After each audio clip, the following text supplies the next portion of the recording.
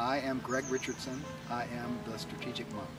Being the strategic monk really summarizes the overarching story of my life.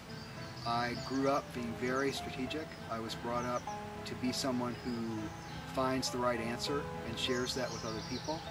I went to school for a very long time. I really was motivated to solve problems for myself and for people. I went to law school, I became a criminal prosecutor, and I was very focused on finding the right answer.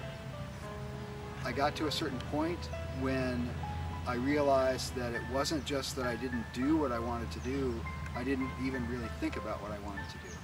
And I started to change things. And since that point, my life has changed, my story has changed. I've become much more contemplative, much more monastic. And so now what I do is I try to find the balance that encompasses both of those, to be strategic and effective, but at the same time to be deep and contemplative and monastic. I help a lot of different people in slightly different situations. I am a spiritual director and a leadership coach and an organizational coach. I think the thing that they have in common is people start doing something either in their personal life or in their professional life because of what they value. They have beliefs and values that motivate them. Very quickly they get caught up in the things that they need to do today, the urgent tasks that they need to take, the steps that they need to take in a particular direction.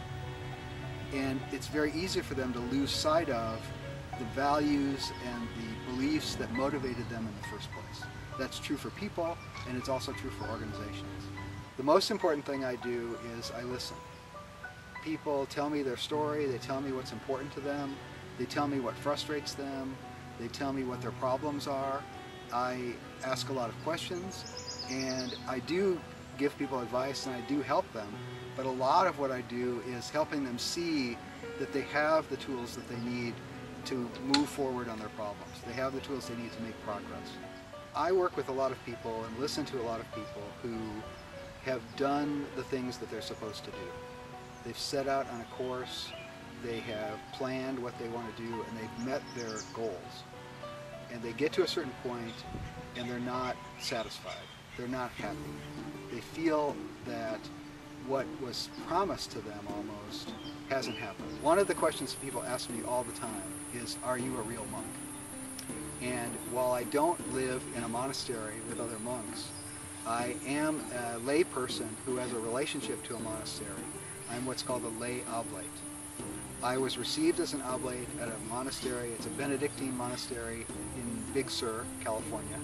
I went through a year of preparation and making sure that that was a good fit. And then it was several years ago that I was received as a lay person in connection to the monastery. There's a rule, there are certain practices that I follow that they ask me to, and the year was to see if those were beneficial to me and if I was in a good connection with them. There are more people who are tied to a monastery living out in the world as oblates than there are that actually live in monasteries as nuns and monks.